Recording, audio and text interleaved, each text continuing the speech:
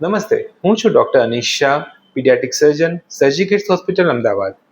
આજે હું બાળકોમાં થતું પીયુજે ઓબ્સ્ટ્રક્શન વિશે થોડી માહિતી આપવાનું છું. પીયુજે એટલે પેલ્વી યુરેટ્રિક જંકશન, એટલે કિડની અને યુરેટર વચ્ચેનું જોડાણ.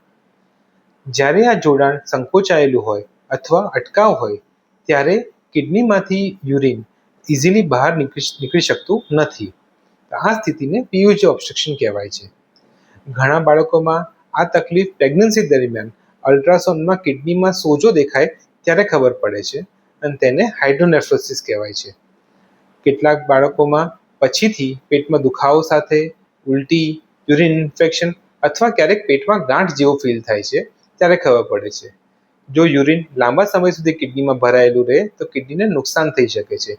તેથી સમયસર તપાસ અને યોગ્ય ફોલોઅપ ખૂબ જ મહત્વનું છે. સારા સમાચાર એ છે કે જરૂર પડે તો સર્જરી દ્વારા આ અટકાવને સફળતાપૂર્વક દૂર કરી શકાય છે અને કિડનીને બચાવી શકાય છે.